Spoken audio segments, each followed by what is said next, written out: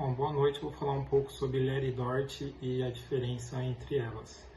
LER é uma sigla para lesão por esforço repetitivo e DORT é uma sigla para distúrbio osteomuscular relacionado ao trabalho. A principal diferença entre elas é de que DORT representa um grupo de doenças musculoesqueléticas causada por atividades contínuas e repetitivas relacionadas ao trabalho que o indivíduo desempenha. A LER nem sempre apresenta uma lesão em qualquer estrutura do aparelho musculoesquelético ou está relacionada à atividade laborativa. Alguns grupos descrevem que a sigla DORT foi criada para substituir LER, já que além da atividade repetitiva, existem outros tipos de sobrecarga no trabalho, que podem ser nocivos para o trabalhador, como a necessidade de manter os músculos contraídos por muito tempo, o uso de instrumentos que vibram excessivamente, a má postura, a necessidade de fazer muita força em determinadas tarefas, entre outros. Entretanto, LER e DORT costumam ser usadas em conjunto para representar esse conjunto de doenças. As mais comuns são as tendinites de ombro, cotovelo e punho, as bursites de ombro, as lombalgias e as mialgias, que são dores musculares.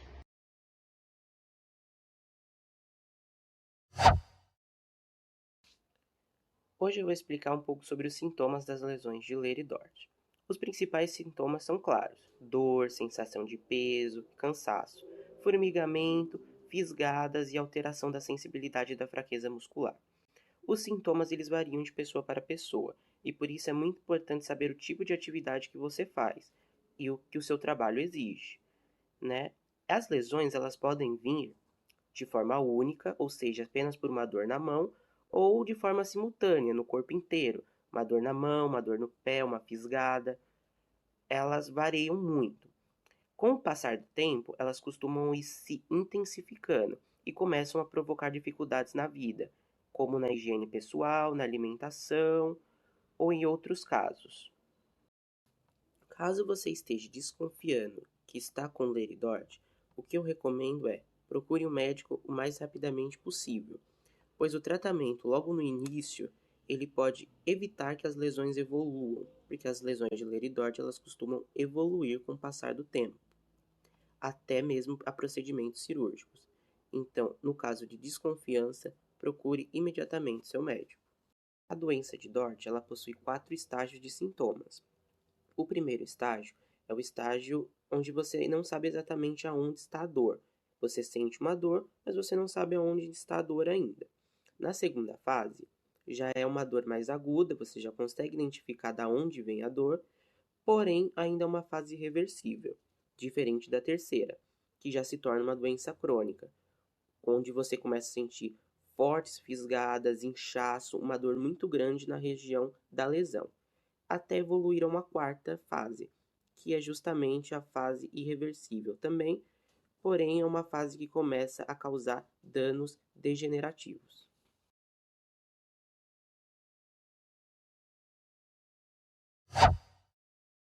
Como DORT e LER acomete ao cirurgião dentista. Durante suas atividades, são acometidos pela adversidade do trabalho, decorrentes de grande desgaste físico, como consequência da postura de trabalho. Os locais mais afetados são os membros superiores e a coluna vertebral, afetando sua capacidade funcional, pois permanecem na mesma postura por um período de tempo, realizando alguns exercícios repetitivos.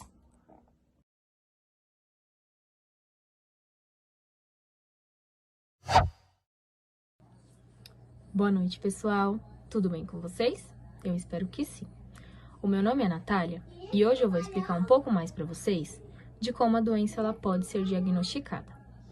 Bom, levando em consideração que na vida do cirurgião dentista, a doença pode ser diagnosticada durante todo o seu período profissional.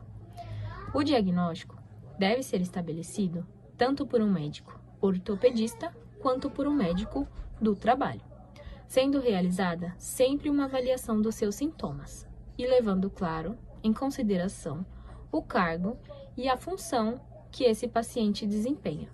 Obrigada e boa noite.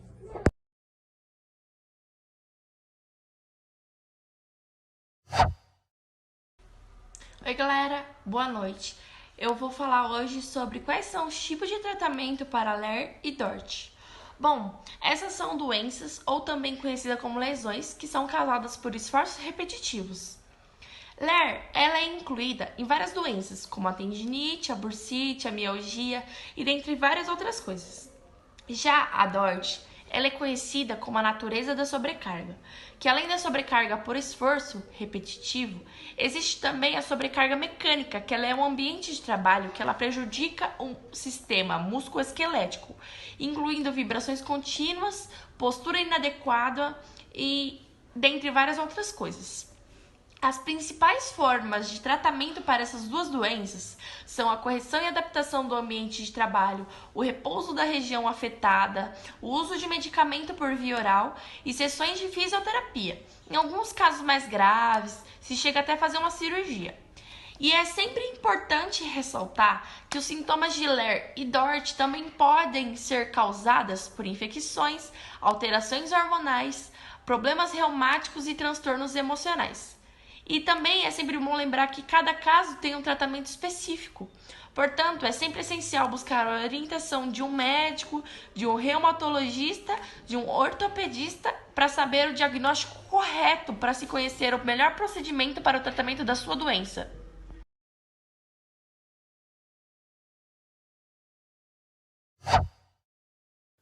Boa noite, eu me chamo Cintia e vou falar um pouco como pode ser realizada a prevenção.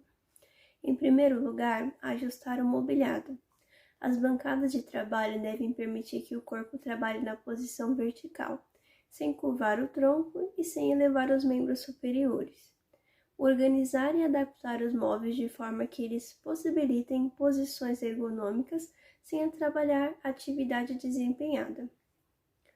Além disso, corrigir a postura. Adotar uma postura ergonomicamente correta, alternar procedimentos que precisem de maior e menor esforços, evitar ficar em posição estática por muito tempo, evitar movimentos repetitivos, realizar procedimentos sem flexionar a coluna vertebral para frente e executar os procedimentos em posição próxima à altura do cotovelo. Do mesmo modo, adquirir hábitos diários, realizar pequenas pausas entre os procedimentos para descansar.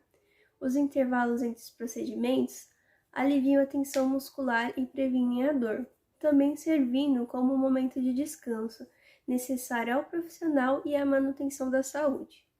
Realizar alongamentos antes e depois dos procedimentos ou mesmo em um intervalo maior entre eles.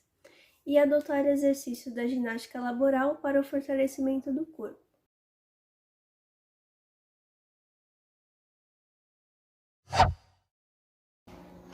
Boa noite, pessoal. Me chamo Letícia e eu vou falar mais um pouquinho sobre a prevenção. As medidas preventivas destinadas a evitar a LER prevêm de estudos da adaptação ou ajustamento do meio ambiente, trabalho ou lazer, as características psicofisiológicas ou particularidades do corpo humano.